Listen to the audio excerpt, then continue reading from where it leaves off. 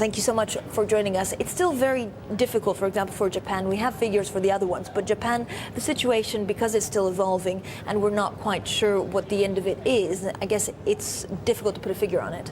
I think that's certainly the case, absolutely. It's still an evolving situation, and the clear risk for Japan is still the nuclear issue. The nuclear issue would be something that would be persistent, and I think that's the key thing you can draw out that differs between what happened in Queensland and Australia and what happened in New Zealand and Japan.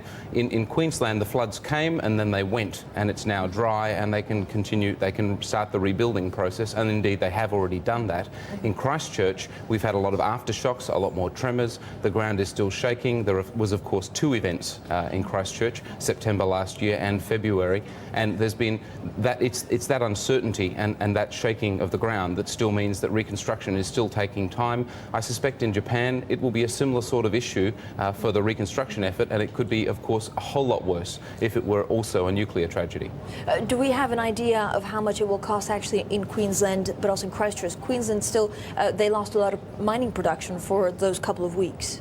Yeah, I think it's important to keep in mind that there are two separate things going on here. When you have a natural disaster, you destroy part of the capital stock, and of course you can measure that.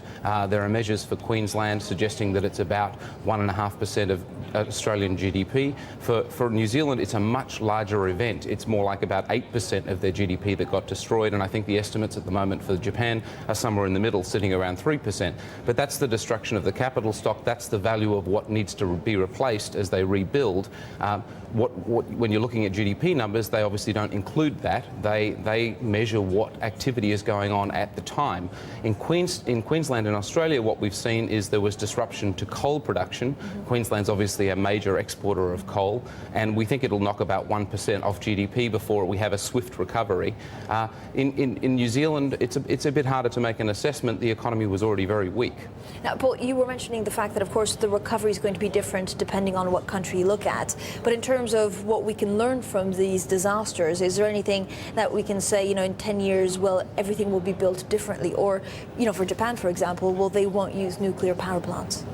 Well, I think that's a key issue, and again, you can look across the various events that have happened. For Queensland, I suggest that it's not going to make an awful lot of difference to the way the capital stock is, or to the way the economy is rebuilt. For Christchurch, there is a full rebuilding effort to potentially restructure Christchurch altogether.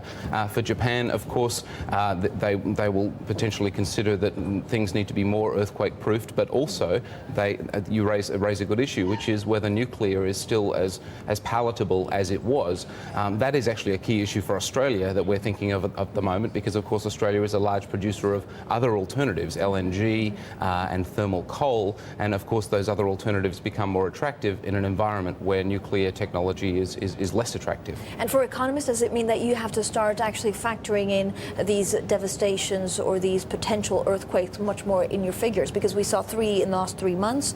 Is there some kind of pattern that we're looking at? It's very difficult to say if it's just casualties, an off one, or if it's something that will actually happen more and more in the next 10 years.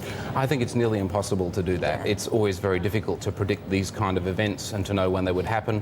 What you can do as an economist is you can say, when it does happen, if it's this large, this is what it's likely to do to the economy, and that's the useful thing that an economist can contribute. Paul, thank you so much. Paul Bloxham there. Well,